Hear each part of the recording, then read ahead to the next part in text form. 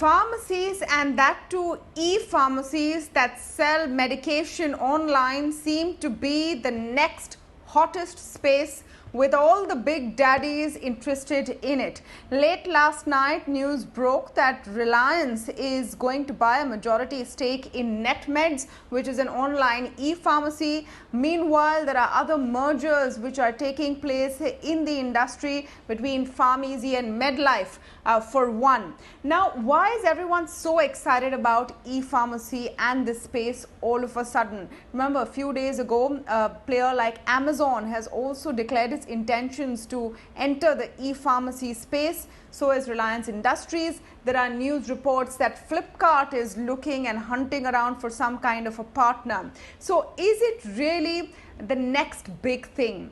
Are Indians now ready to move their prescriptions and their medical needs online? This is a very important question, because remember, e-pharmacies and the service of delivering medicines online has been around for a while, but it hasn't really taken off at the pace e-commerce has in other segments, and online shopping has really shot up. But as far as the pharmacy space is concerned, your brick and mortar chemist stores or pharmacies still have had an edge. Currently, the e-pharmacy space is about 5% or less really of the market. So where is the scope? Why is everyone eyeing a slice of this particular pie?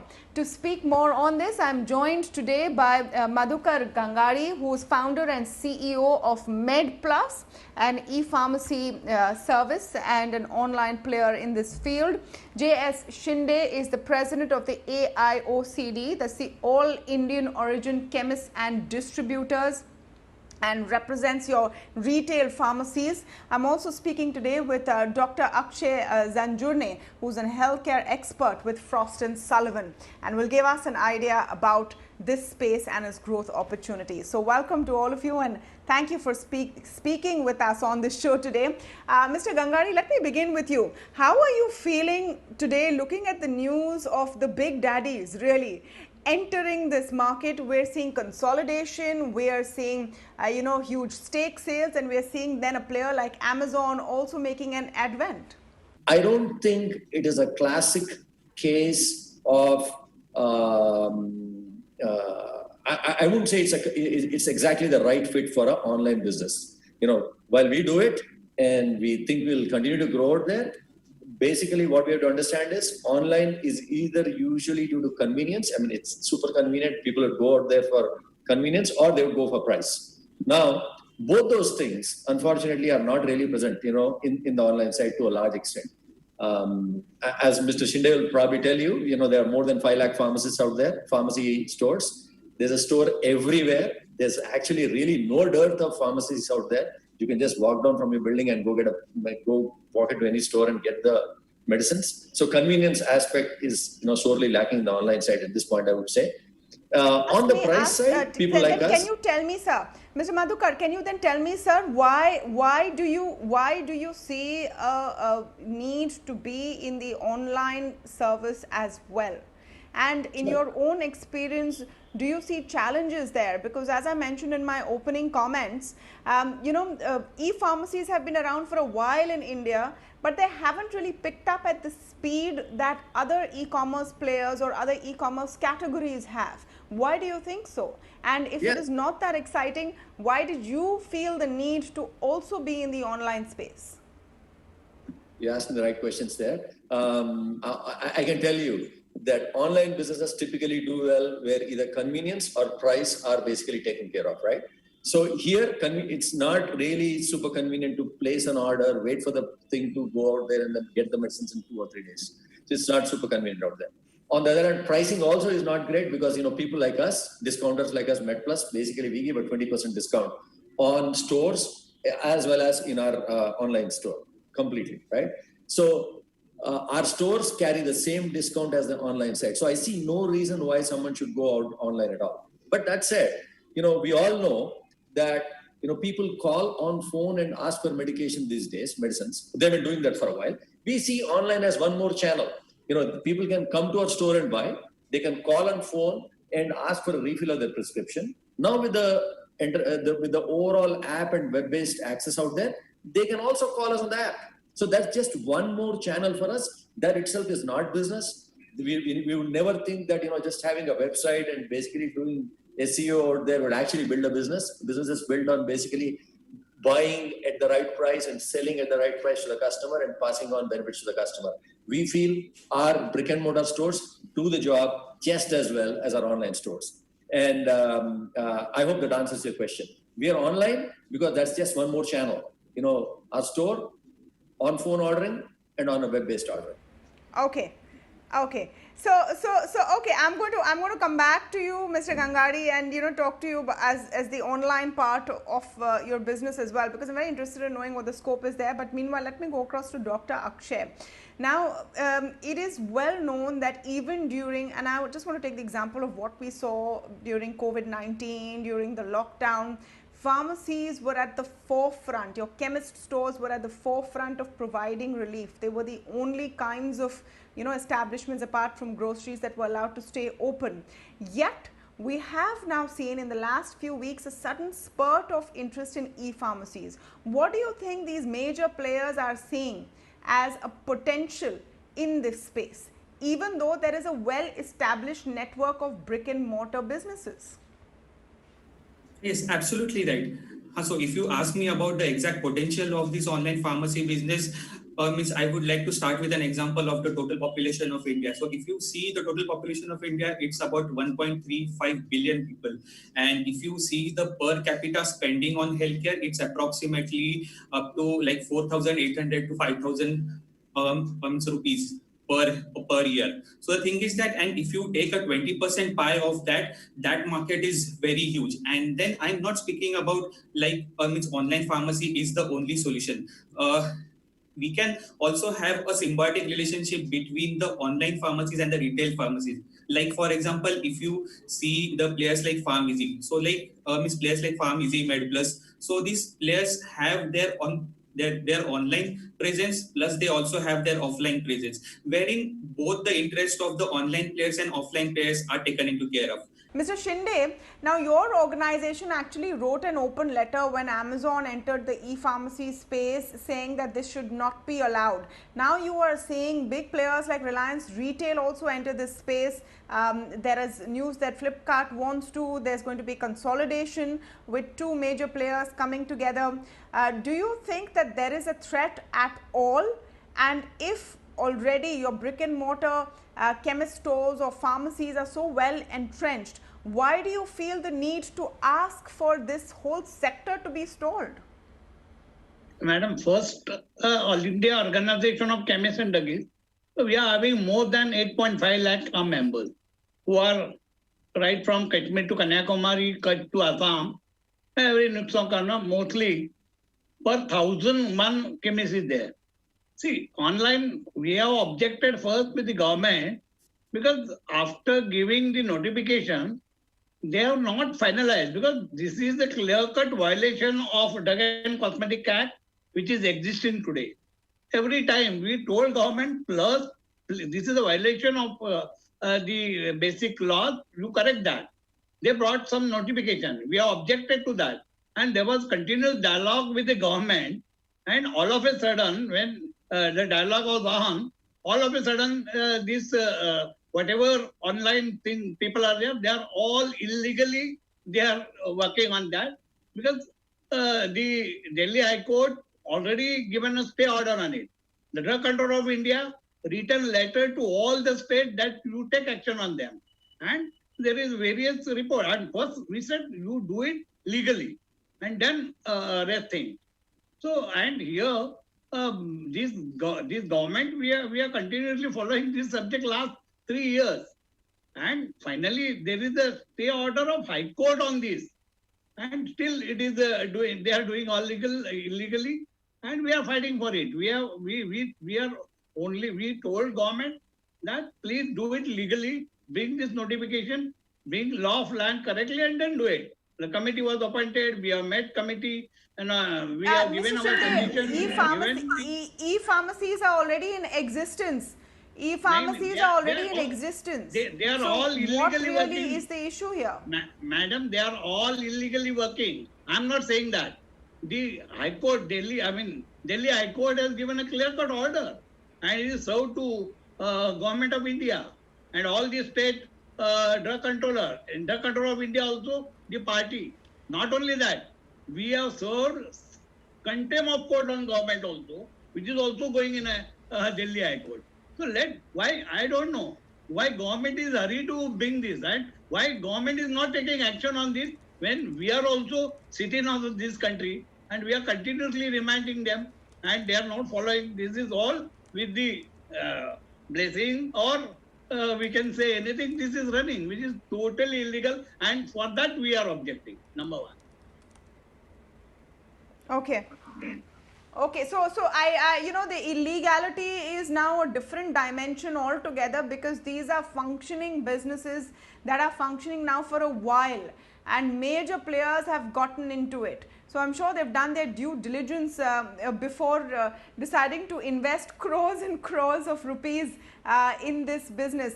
Mr. Gangadi, I just want to get, you know, your take on where you think this is going. Do you see further consolidation in the e-pharmacy business? Do you think there will be now a different model to really push people's behavior?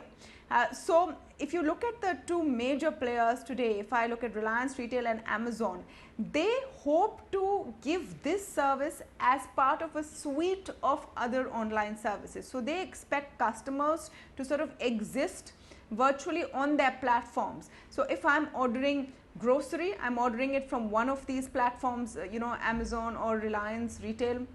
I'm also ordering my clothes, and I'm also ordering my medication. It's going to be part of a bigger picture. Do you think that this approach has the potential to change the behavior we have seen so far in Indian consumers, where most people just prefer to stroll down to the nearest shop? Most of the time, the local chemist also doubles up as the local doctor. If they don't have time, they, you know, are very happy to also prescribe what should be taken for small aches and coughs and colds. To answer your question, I am sure that's what the big online players are actually aiming for, and I'm sure it will also play out in a small way. I don't really see guaranteed. You know, you're right. People will buy their grocery. People will also buy their garments, and they may also, you know, upload a prescription and buy their medicines. But then, how many people are really buying their garments and groceries out there? If everyone are really buying it out there, the most valuable grocery company wouldn't be DMart, right? Amazon and Flipkart have been there for a long time, and so is Reliance out there. So I am sure a portion of people will move online, and those who are online will also find this a little bit more convenient, you know, because they're buying something else. They already have a wallet. They may just place an order out there. But is it really going to change the entire dynamics of the entire retail thing? I don't think so. It's going to take a long time. Even in countries like US and all, everyone is not online, right? The COVID situation has pushed a bunch of people online because they had really no option. We had several customers of ours who would come basically and say, listen, please deliver it to my home. I don't have smartphone. I don't have this. I'll call because I'm unable to go out of my home. Just deliver it, please. So that is the need and necessity which came up because of the COVID thing. People are not able to go out. So they placed an order. Now, does it mean that they will never go out to shop outside at all? I don't think so. You know, we saw in the demonetization period in our own stores, where we had credit card use of around 15 to 20%, it suddenly jumped to 50%. Then after that, it came back to 20-25. So people's behavior will also change. See, where it is super convenient, like let's say a Make My Trip selling tickets and all, they pretty much, you know, shut out the entire tourist, travel business and all, right? Ticketing agents.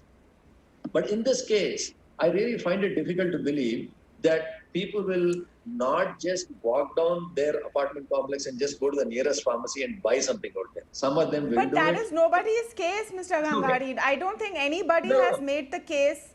I don't think anybody has made the case that e-pharma will replace brick and mortar establishments. Just like nobody ever made the case that online shopping will mean that huge department stores will shut. I'm talking about where the growth is. Now, you yourself are someone who runs an omni-channel. Where do you think the big push and the big growth is coming from? Where will you push, where will you focus your own interests further and your future expenditure and investments? No, I don't think we're just going to change just because of one COVID situation or anything like that. Obviously, we're all very, very conscious of the fact that more people will move online. So part of our efforts will be out there, but it will be business as usual for us. 100%. In the big cities, more people will get online, but will everyone go online? I don't think so at all. So for us, while there are several people out there, I'm pretty sure, it'll work for some of them, 100%. The business will grow. For us, we will always see, from the 15% which we are doing online right now, probably end up going to 20, 25, 30% at some point of time, or even 40%. So that's how I see the whole thing playing out. Sorry, was there any Dr. Akshay, I just want to get your sense of what these players can really do to change behavior and spur people on to buy more pharmaceuticals online or come online for their other needs, like you mentioned earlier, telemedicine, laboratory tests, etc. I think there was a very interesting example which was given earlier by Mr. Madhukar about buying flight tickets and flight bookings online. I don't think ticketing agents saw it coming, that in a matter of few years their customer base who want to come to them to book a ticket will pretty much disappear. They didn't see it coming. Perhaps not everyone could predict that change in behavior then. What do you think that these mega players entering the e-pharmacy business can do and will do to hope and change customer behavior and move more people to ordering their medications and their needs online? If you ask me for the change in behavior for this B2C business, so I think we are ignoring the B2B business, because if you see all these mega players are also concentrating on the B2B business, wherein they are also catering to the hospitals, wherein now if you see the B2C business, so the B2C business is very small, because if you see the patient will obviously go to a doctor and then they take a prescription. So the hospital business, as in the pharma business, which we get from the hospitals, is very huge. And so now these people, these online pharmacy businesses are trying to change the mind of hospital owners as such. Because the thing is that if you see any hospital owner, small hospital owner or a 100-bedded hospital owner, so what he does, so that hospital owner buys medicine from a local distributor at a somewhat higher price. But now these players, like for example, if you see PharmEasy has merged with a player called Ascent Wellness. Now, if you see this player called Entero Healthcare, so that Entero Healthcare is into this hospital business. So now these people are also catering to the bigger pie, and that bigger pie is the B2B business, as in catering to the smaller hospitals of like below 100-bed hospitals, and they are trying to change their mind where the pie of business is very high as compared to the smaller B2C pie. That's a good point, and that's possibly where behavior change can be affected more easily. Yes, please come in. Yeah. So to your earlier question about behavior change, I don't think really you can go and change the customer that much. Where it is convenient, like the tickets and all, it's completely digitized, right? When you buy a ticket, you just take a piece of paper, and then there is no exchange of goods out there. So you go to the boarding pass, and then you basically get inside it. Right? With medicines, the problem is, even today we see a bunch of people who actually buy medicines, who buy online, end up making mistakes on what they want to buy. And then they come back and say, okay, I want to change this, I want to change that. Then there's a lot of things about, this thing is too close to expiry, this thing is not to this thing, I don't see this, there are mistakes made. So wherever there is physical exchange of goods, you're going to have a lot of friction, either because the person has placed a wrong order, or we have delivered it wrong, or there is something else, or he has changed his mind afterwards. So hence they come back and they want to exchange and all. So people don't find the process of actually buying this all that convenient. Believe me, it is not like Make My Trip. That is a completely different thing out there. There, it is super convenient. Here, it's not all convenient. So we can't take fair point there. Second, Yeah, fair point there. Look, you know, it is going to be difficult to take away that human component, but this is definitely a space which has potential. It is not without reason that there is consolidation and that there is monies flowing into this space at a time like this. Reliance Retail has gotten into it because it's part of a larger picture. We'll watch this space very closely and also see whether customer behavior and habits actually change over time. What will be the hook? What will be the draw? It used to be deep discounts, that no longer exists. It's definitely going to get tougher and tougher for the existing players. With that, I want to thank all of you for joining us on this leg of the show this evening.